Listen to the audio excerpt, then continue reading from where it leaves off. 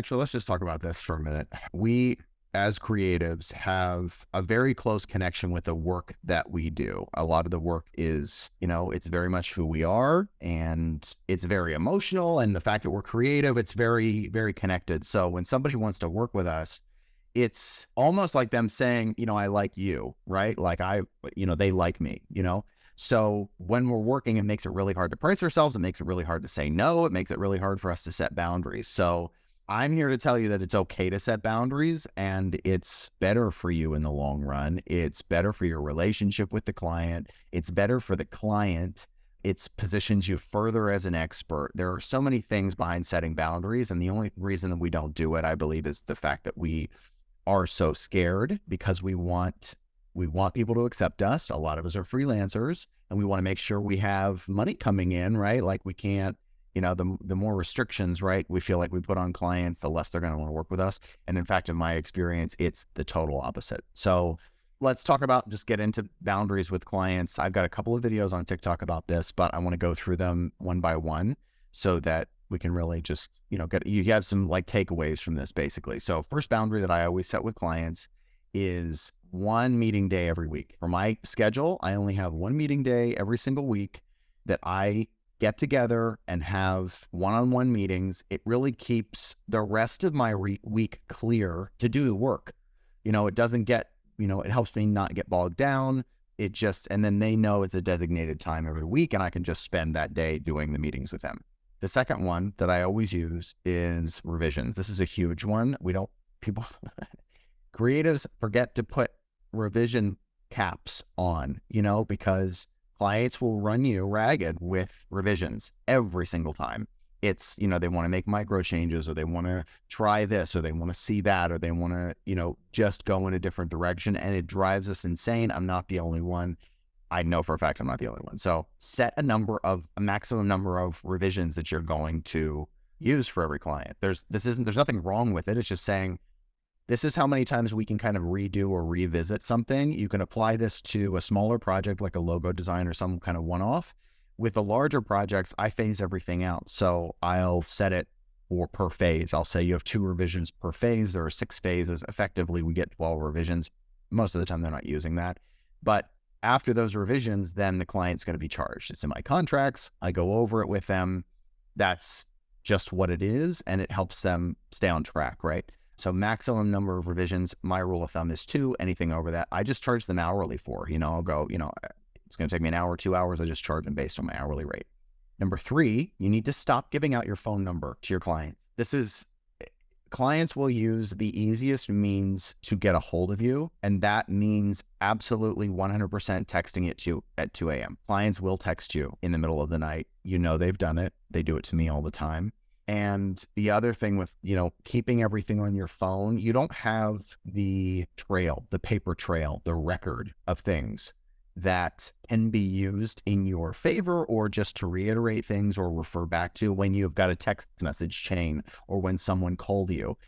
If if you're relying on a phone conversation, anybody can go back and say, well, no, this is what was said. No, this is what was said. No, all of that. So you have got to get away from using your phone, not to mention you do not want people texting you at 2 a.m. You need some work-life balance. And as a creative, as a freelancer, somebody that's working for themselves, it's really hard to stay away from that. And this is one of those ways that you can get some of your time back and have that mental break, right? So do not give out your phone number anymore. Switch to email. If you want to have access to somebody, or you really want to work that way with clients, find another way to create a barrier. So it could be the fact that you're on like a Slack channel with them, or maybe it's a different phone number. I've seen people get totally separate phones for work.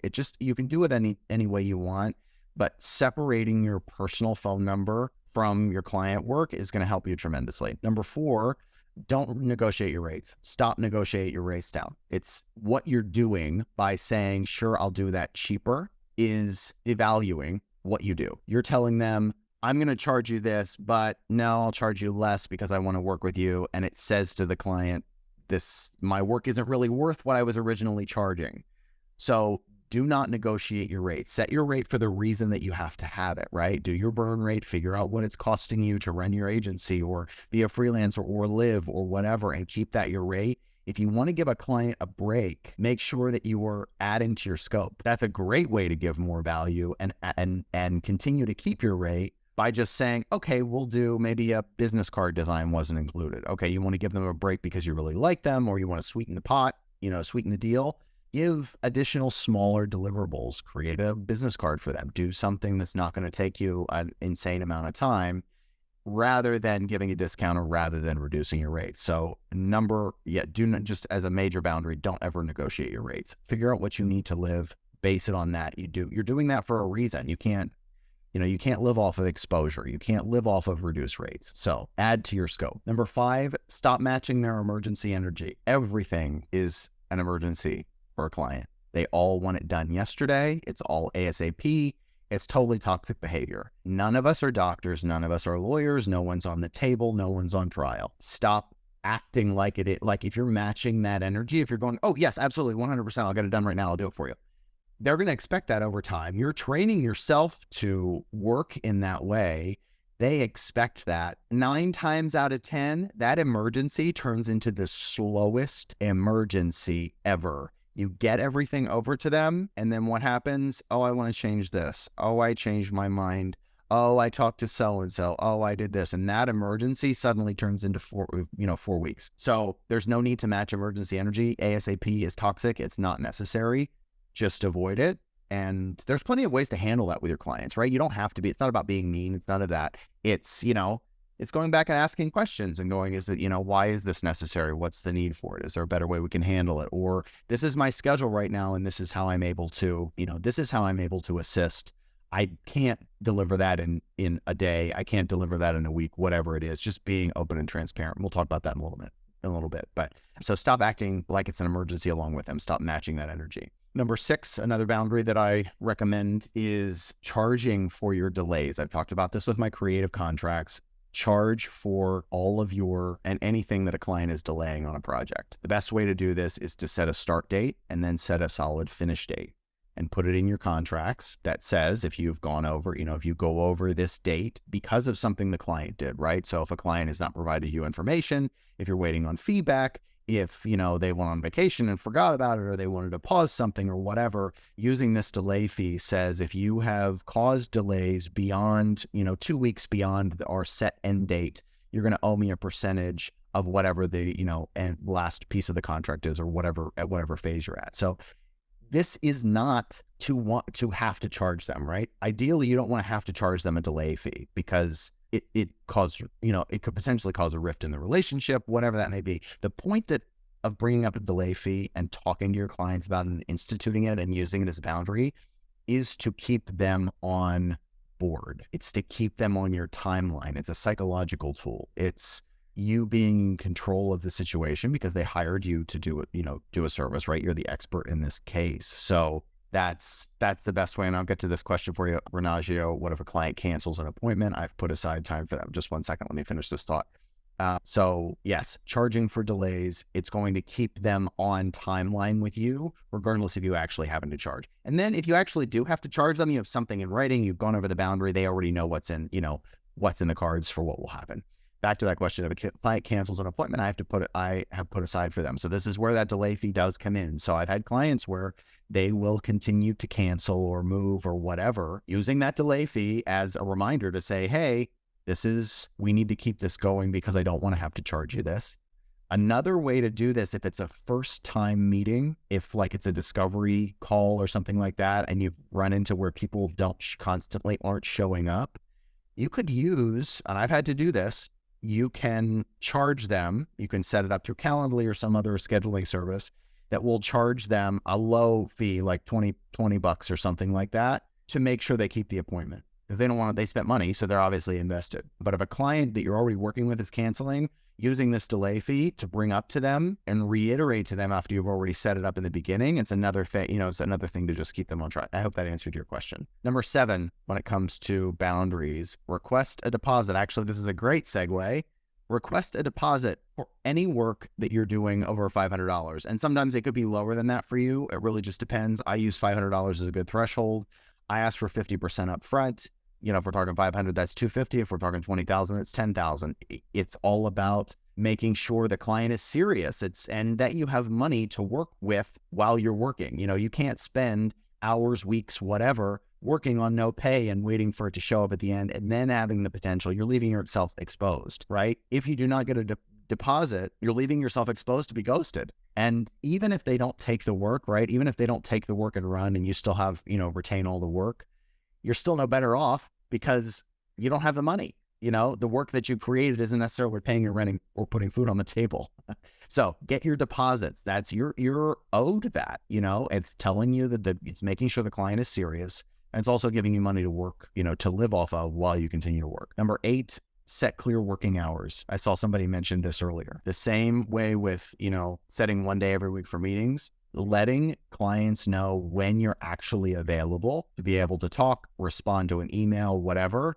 Super important. Tell that, if it's 9 to 5, if it's 8 to 4, if it's afternoons, whatever those hours that you want to be available for clients, make sure they're aware, set those, make it very clear so that there's no confusion on, well, I tried to get a hold of you and I wasn't able to get a hold of you and you haven't responded for this amount of time or whatever it is. Setting those clear working hours. And when you're going away on vacation, setting email that, auto send emails just so that clients know, hey, they're out of town. They'll get back to me when they can. Again, we'll go back to transparency, but that's a huge piece of it. And the very last one I want to talk about is getting personal with clients. So, I do talk a lot about being friendly with clients, talking to them like they're people, not treating them like they're a transaction, because they're not. You're building a relationship, you're doing something creative together, so it is intimate on some level. But when you get to the point where you get too comfortable and start sharing too much information, they get too comfortable. You're losing and diminishing and blurring that client professional line. So I think that you really should just start to police yourself a little bit. If you find that this is an issue and you find that clients after a while don't seem to trust you, or I'm talking about when you're in the relationship already, they don't seem to trust you anymore. They start questioning things a lot, or they start making you feel like you were not the expert anymore. Take a look at how you've been interacting with them. Take a look at how much you've been sharing with them personally. I've known some other creatives, friends of mine, that have actually gotten too personal or too close with their clients, and then they'd use that information against them. The client gets really nasty or something happens like that. So keeping it, those boundaries very clear while still being friendly and approachable, that's a big thing for me, and I think something that people generally miss.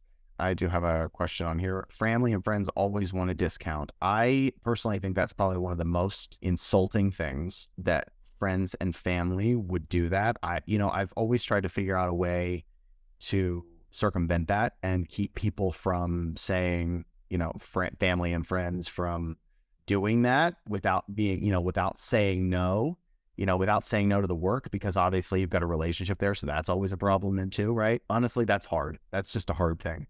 If a family member or friend is coming to you and asking you to do something for nothing on purpose, that's just the biggest insult to me. And I honestly, at this point in my career, I'm comfortable with saying that. I think I would be comfortable saying, hey, I live off this, right?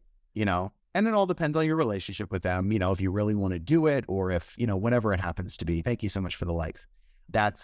It's really up to you. But in my opinion, it's very insulting. And the people closest to you, to me, should be the ones that are the biggest supporters and willing to do that. You could also offer up, get this, another thing you could do, and I've done this before, is offer up platforms, right? If you want to have something done, say they need a logo design, they want it done really cheap, but they want you, but you're like, hey, I just can't afford to do that. Offer up things like Upwork or Fiverr or whatever. And, those are the places they can go when they don't have a major budget. And it's one thing, you can have conversations with them, but actually physically doing any work, I would, unless they want to actually pay you for it, I might kind of shove them in a different direction or steer them in a different direction. So that was a really good question, though. It comes up all the time, and it's a really tough thing to deal with. So now that we've kind of talked about all these boundaries, I'll go through them again. I have 9 of them. So make sure you're setting one day every week for meetings. Make sure you set a maximum number of revisions for clients. Make sure you stop giving out your phone number. Don't negotiate your rates. If you want to sweeten the deal, give them more in the project scope. Stop negotiating your rates. Stop acting like it's an emergency along with them. Nothing is ASAP. We're not doctors. We're not lawyers. It's, there's no such thing as a marketing emergency. Maybe if you're in PR, fine, whatever. But 9 times out of 10, not that much of an emergency. Make sure you're charging for delays. Make sure you're requesting a deposit. Set clear working hours, and do not get too personal with your clients. So those are my top 9 right now. I'm sure there are more, but those are the ones that I really follow. Now, if introducing these boundaries is a really big, difficult piece of client relationships and just working with them. So I'm going to talk about transparency a little bit later, but this is introducing boundaries is really, it's the hardest part, but it's the easiest part at the same time. It's what sets you up to be able to actually enforce them. So number one, if you were, enforcing these boundaries, you need to put them in your contracts, put them in black and white. A lot of these, a lot of them are very tactical, right? It's like, here's a delay fee. Here's for cancellation, or here's for whatever it happens to be. Here's your hours. Here's all that stuff.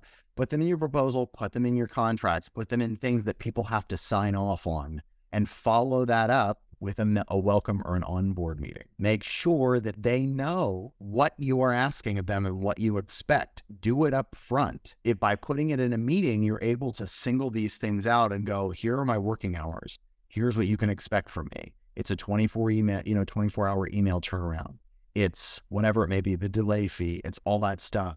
Put it in a welcome meeting, go over it with them when you're, it could be a data gathering meeting if it's something smaller.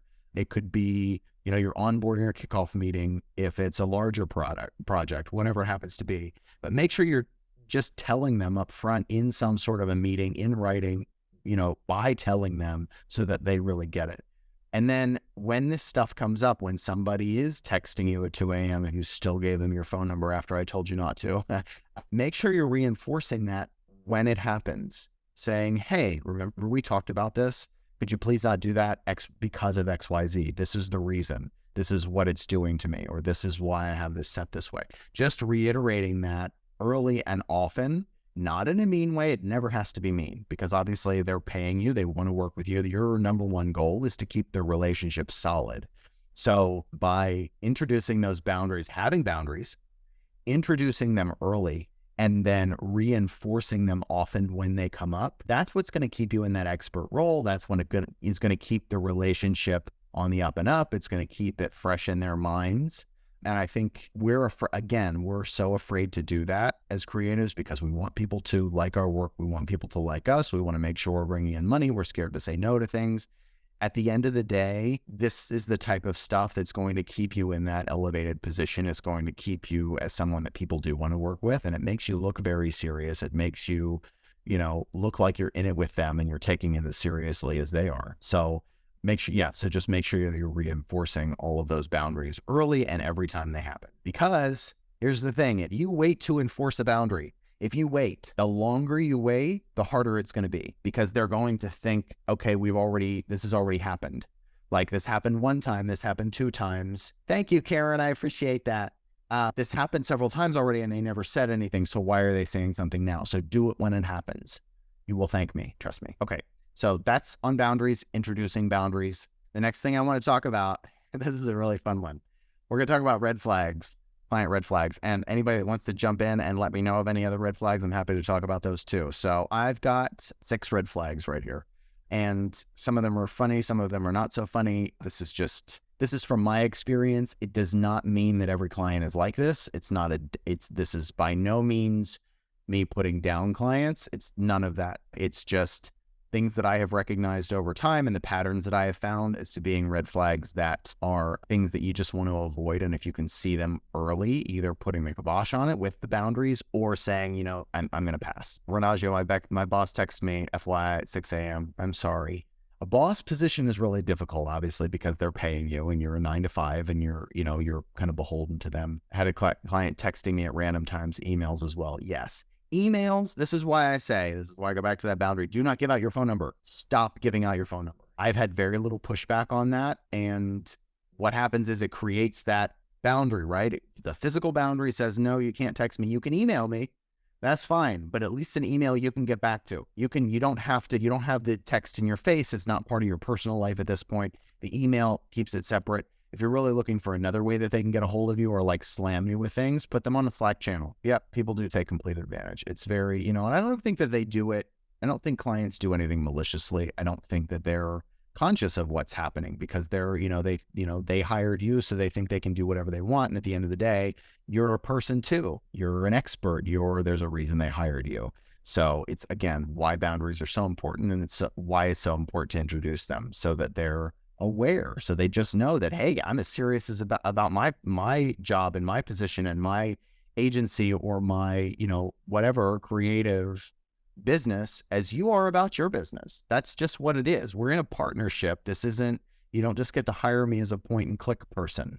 I'm not a program for you. So, but that's just my take. So let's talk about these red flags.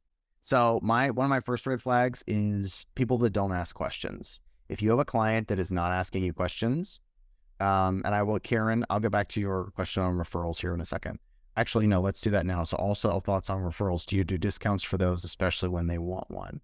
So you're talking about referrals, like a client has referred somebody else to you and then that person hires you on. Is that what you're asking about? Let me know and I'll go back to that question. But clients that don't ask questions, major red flag to me, especially if, whenever you're explaining your process or you're in an onboarding or in the initial steps of things, when they're not asking about your process, when they're not asking about just different things. I mean, it could even be payment, how you work. If they're not showing that interest, they've got ulterior motives. Like they've got an idea of how they're going to run things, right? And they're not paying attention to what you're saying. So people that are asking few or no questions, and I dealt with it a lot where it's a lot of head nodding. Oh, yeah. Yeah, it's a lot of that.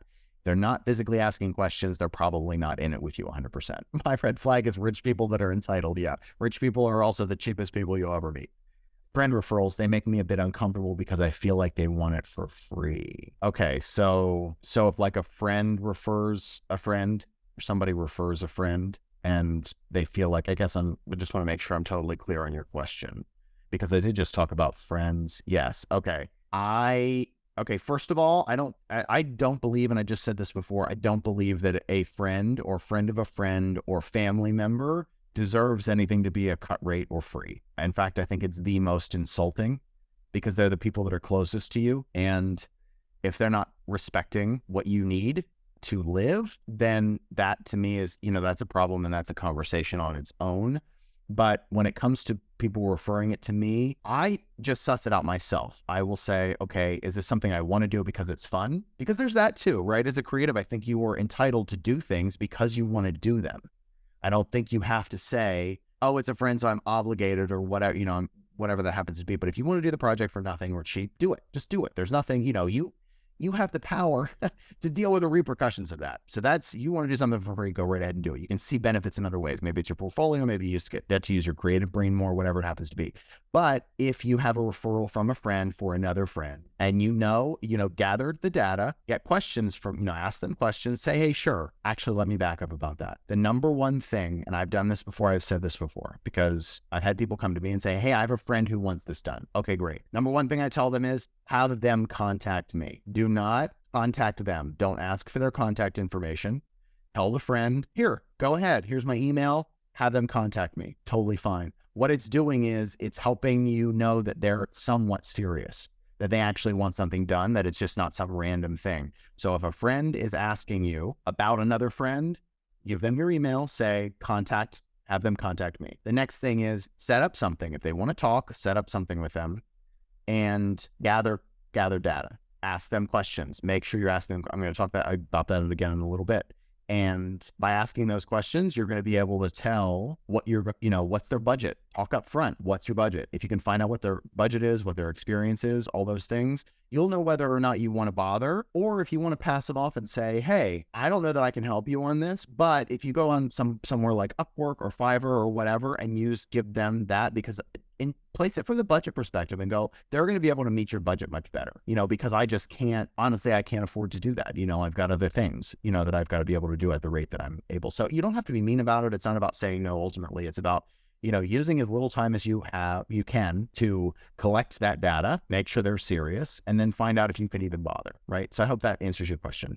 And I just have another question on, as a newbie, it's hard to come up with a rate and where to look for reference. Any advice? Okay. You're looking for hourly rate. So this is Snores Snacks. You're looking for an hourly rate, or you're looking for project-based, or what type of a rate are you looking for? let me know and I'll come back to it. So red flag number one is if they don't ask any questions, they're not asking questions. That's a big red flag for clients. Number two, if they're complaining a lot. So if they complain about project mainly, okay, go to my profile. There is a very recent video on project-based pricing. It will show you, it'll tell you exactly how to do it. So Snore Stacks, it's literally broken down. It'll show you the math. Yep. So question is retainer fee advisory. Can you expound on that for me? Just let me know what that means. Anybody that's just joining, I'm Erik Quigley. I'm a creative director out of Sarasota, Florida. We're here talking about client relationships, how to work with clients. If you're not following me, please do. You can follow me at Uncommon Crowd on TikTok and Instagram. And all of my content is focused towards creatives, working with creatives, helping creatives. So if you've got any questions, please be sure and put them in the chat and I'll get to them as soon as I can. We're talking about red flags for clients right now. So if they complain about previous companies or previous designers a lot. Hi, how are you? Golf Lady 8. Hi. If they complain that they didn't get them or the work was horrible or all of those things, that's major. I've had people dump on me before where they'll go, oh my God, this was horrible. And people just never got me before and all that. It's a pretty good indicator that they're very hard to please and that they're going to have these little issues. It's just, at least in my process, in my experience. Is someone requesting to have you on retainer advised or is a project-based better? Okay, this is getting into pricing, but I'm happy to answer this pretty quickly. So project-based, I always go project-based over hourly pricing, but retainer is specifically for recurring things. So if somebody's going to bring you on for a certain amount of hours per month, and a retainer is going to be it's $1,000 a month and I'm going to be at 10 hours a month, and this is what we're going to do in those 10 hours. That's how you want to deal with a retainer agreement, only if it's recurring. Could be for web maintenance, could be for coaching, could be any of those things. So project-based, again, I have a video on my page if you want to find something out about that. That I always do over hourly because you're able to add a certain amount of padding in there and it's going to save you from undercharging because we do it all the time. So can you tell me the sequence you sent the contracts you talked about? Right now, I'm not talking about contracts. we're talking about clients, but if you want to be more specific, maybe I can get to this question at the end. I'm happy to go back to that at the very end. I have a couple more things to talk about and then I'll be open to questions. So if you want to hold that for me about the sequence, you send the contracts that I talked about. If you want to bring that back up, we can talk about that when I'm finished. So I want to finish up on red flags right now. So number 3, big red flag is if they want to skip steps in your process. So if they're not trusting of the process that you go to get to your end result, if they keep kind of bulldozing over and saying, well, I already have this already, I don't need this, or based on my industry or all those things, if they want to skip steps or move things faster or keep jumping ahead, that's another big red flag. If they have a hard time, this is number 4, if they have a hard time making decisions, these I don't know, I'll know it when I see it, all of those things, that's a huge red flag because they're kind of a wishy-washy client to me where there's a satisfactory issue going on. They don't really know what they want. And I do think this is in part the creative's fault because I think if we're not asking the right questions, this can happen a lot. But I do think there are clients that are prone to that, where they just don't know. They don't have their business together. They don't know really what they're doing. So they don't know how to direct to you at all or provide information that's good feedback. What am I talking about, Yo Mama? We're talking about working with clients as a creative. So I'm Erik Quigley. I'm a creative director out of Sarasota, Florida. So we're talking about working with clients. And specifically right now, we're talking about client red flags. So number 5 on my list for client red flags is they're slow to respond. This could be in answering an email. This could be in signing a contract. This could be in anything to do just slow responses in general. It's one thing, clients get busy. Clients have their own business. That's why they brought you on, to be able to handle something they can't. But there is a difference between waiting a day for an email or a response and you having to send multiple reminders, right? That's what it is. It's clients that do not want to, they're just so slow to respond that you can't do anything, right? So slow to respond is another one. And the 6th one is they're micromanagers. Unfortunately, a lot of times you don't know this until you're in it, but a client that is a micromanager will run your life. We all know this, we've all experienced it. They don't know how to let go of the reins and they don't see you as an expert. You might be able to suss this out in the initial conversation, and any initial conversations, you might be able to ask that. Yes, this is a good one. Thanks for bringing that up, Karen. Number 7, if they don't want to sign a contract, That's a huge red flag. Huge, huge, huge. It's better to even have them, you know what, I would be more respectful if a client said, I'll look at your contract and I'll have my attorney review it, or I'll look at it and they want to redline some things. That's fine. That's totally on board, totally on the up and up, and on their, it's their prerogative to do that. What is the real issue is when they just don't even want to sign anything and it's, they just want to go on a handshake. No, don't do it. Don't do it. Biggest red flag of them all, because they don't think you're serious. They're probably trying to get away with something. They're likely to ghost you, all those things. So really good point. Thanks for bringing that up. All in all, when we're talking about red flags, I think the biggest thing to really take away from this is that you need to get really comfortable with saying no. It's, again, I'm going to go back to this again.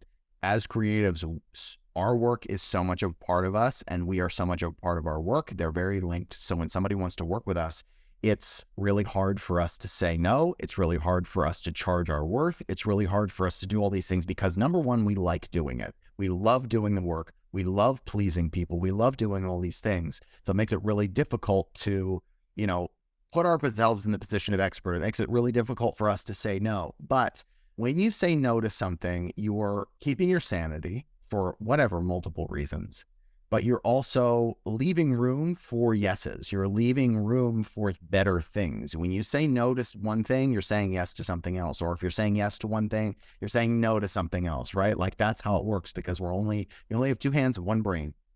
So at some point you max out. So become comfortable saying no, and having boundaries and being able to recognize red flags and all those things help us to be able to say no, because you have a reason. It doesn't feel so arbitrary anymore. You're not going, oh, well, I'm just being a baby, or I'm just being that, or whatever. You're saying, I have an actual reason for this.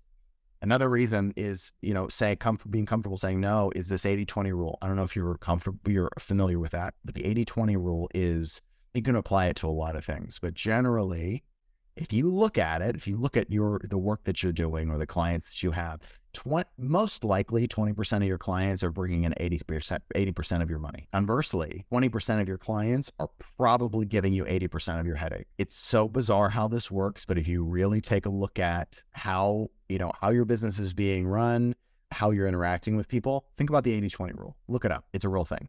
Definitely a real thing. But the biggest thing with red flags, boundaries, getting comfortable with saying no will save your life. Save your life. Okay. The last section I want to talk about before I take open questions is on becoming an expert, because I think we all really struggle with that. Just being, again, we deal with imposter syndrome. We want people to like us for our work, all those things. So it makes it difficult to become an expert and position ourselves that way. And I think one of the biggest things in working with clients and positioning yourself as an expert and building really strong relationships with clients is in three things. It's in asking questions. It's in actually listening to them, and then validating for them. So being in the conversation. A lot of times we're creatives, so somebody gives us a thought, gives us an idea, and our brains just like buzz like crazy, right? Like I'm so guilty of this. so guilty of this, where I'm off to the races. Somebody tells me something, I'm like, we go this way and we can do this thing and this thing.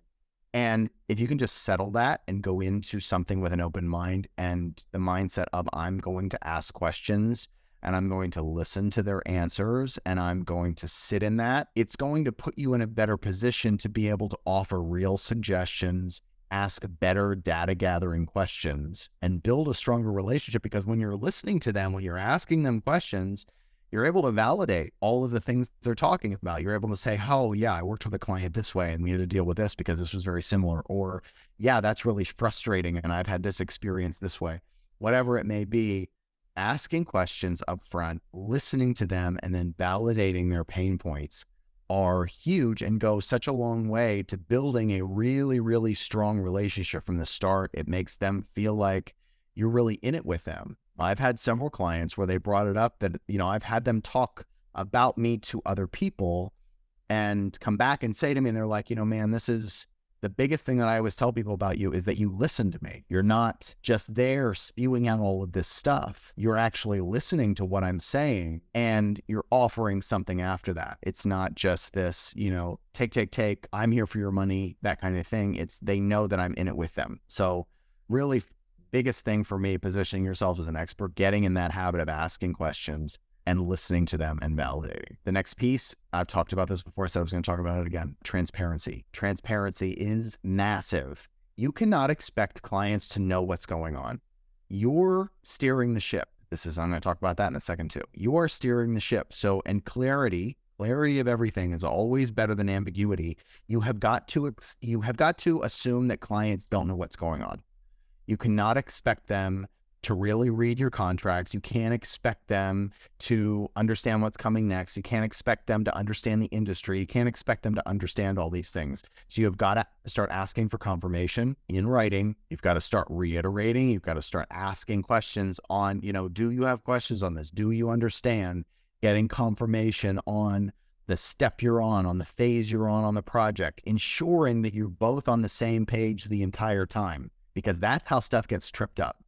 When you assume that they know what you're talking about, or you assume that they got something, or you assume that they understood, or you assume whatever, down the road, that's where things bite you in the butt, right? Thanks, the Urban Pirates. I appreciate that. I hope you're getting something out of it.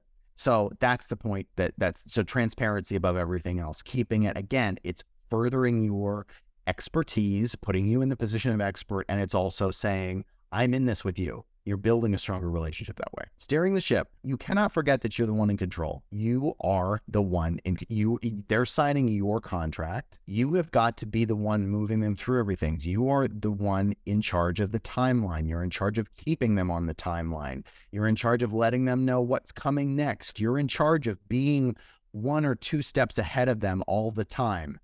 You cannot, if you're taking a client's lead and asking them what they want and waiting for them to get back to you and not coming to them with, have you looked at this? I need this piece of information. If you're not steering the ship, you're already behind. They'll never see you as the expert. They'll never see you as anybody more than the point and clicker. It's the biggest thing I think I can offer in the way of like mindset shift. You have to be putting yourself in the position of captain. If a client wants you to sign a contract, they need to be signing your contract. You have got to start to turn that table and turn that tide. You steer the ship. Steering the ship. Get it? That was really corny. But you've got to keep yourself in that position of captain, or it's done. It's done. They're going to see you as somebody that knows Photoshop, and they're not going to see you for your creative brain. They're not going to see you as the expert. And the very last thing that I have on being an expert and expertise and all of that, and this feeds into everything else, if you do not have a plan for your client cycle, for your process, for all of these things, if you don't have something in place that, every time you bring on a client, my process is somebody reaches out, I have an introductory meeting, I ask them the questions I need to ask them, what's their budget, find out, it's data gathering time.